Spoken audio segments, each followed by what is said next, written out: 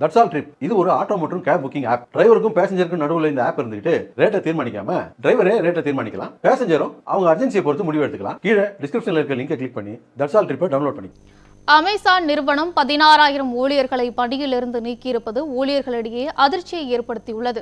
Amazon நிறுவனம் கடந்த ஆண்டு 14,000 ஊழியர்களை பணி நீக்கம் செய்தது. இதன் தொடர்ச்சியாக இப்போது இந்தியா உள்பட பல நாடுகளில் பணியாற்றி வரும் 16,000 ஊழியர்களை அதிரடியாக பணி நீக்கம் செய்துள்ளது.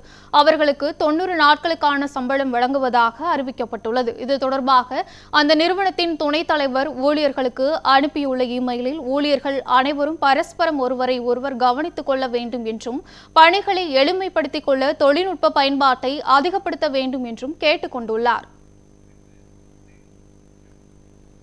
காசா மக்கள் நடமாட்டத்துக்கு உதவும் வகையில் எகிப்து நாட்டுடனான காசா எல்லையான ரஃபா எல்லை பாதையை இஸ்ரேல் மீண்டும் திறந்துள்ளது.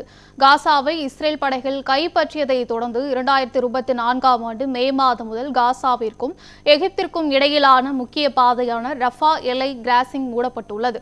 இந்த நிலையில் காசாவில் தற்போது போர் நிறுத்தம் நடைமுறையில் உள்ள நிலையில் ரஃபா எல்லையை இஸ்ரேல் மீண்டும் திறந்துள்ளது.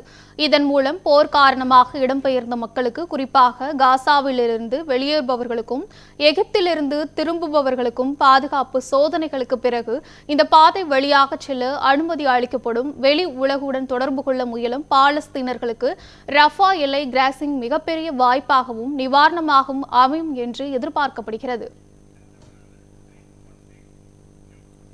பல்வேறு பகுதிகளில் நடைபெற்ற நிகழ்வுகளை என் தமிழ்நாடு பகுதியில் பார்க்கலாம்.